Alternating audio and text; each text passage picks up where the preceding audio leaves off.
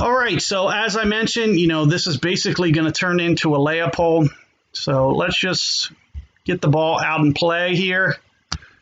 And you'll see that I basically just push up anywhere. It really doesn't matter. I'm very kind of lazy with these pulls. And one of the things that I'll want to do, you can see the pin's back left, so I'm going to try to get this kind of as far right and long as possible.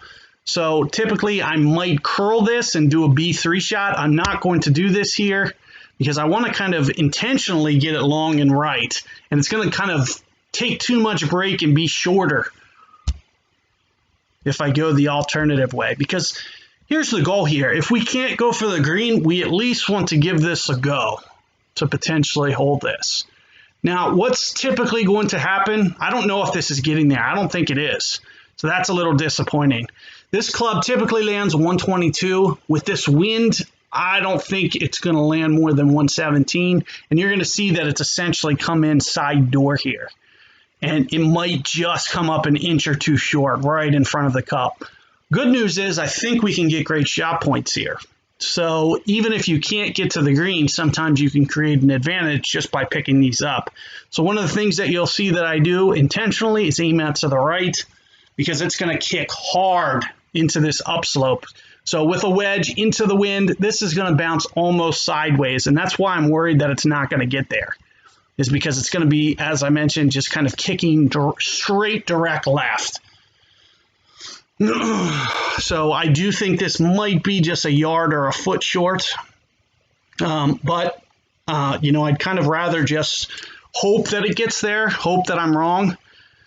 But as I mentioned, it's just short. And worst case scenario, like I mentioned, I get the great shot points. So you can see basically just playing the slope intentionally and just hoping that my calculation in my head, understanding of how the game works is wrong and that it just gets there. But it pretty much plays out exactly how I said it was going to. It was basically just going to come in extremely sideways, and there was essentially no getting that to the hole. So the only possible make I had was the club up and then percentage, which technically you can do.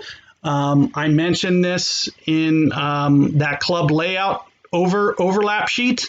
So I believe, was that a 9-iron, I believe? So, pitching wedge. So a pitching wedge to a 9-iron, the difference there, or was it 9 to 8? I think it would have been 9 to 8. Or was it 8 to 7? I'm trying to think. No, it was a 120 something. So that's the 8-iron. So it would have been 8 to 7 iron. So a 7-iron is 90%. So if I would have clubbed up, I would have needed to hit maybe 90% because it would have came in a little hotter since the trajectory is lower. So maybe a 90% 7-iron, but then I run the risk of running it outside the great shot points.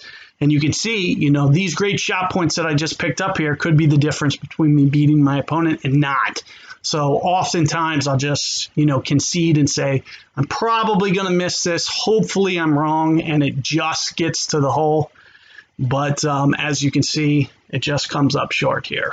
So keep all that in mind. Let's just go ahead and kick this one in real quick. And I will catch you guys on the next hole.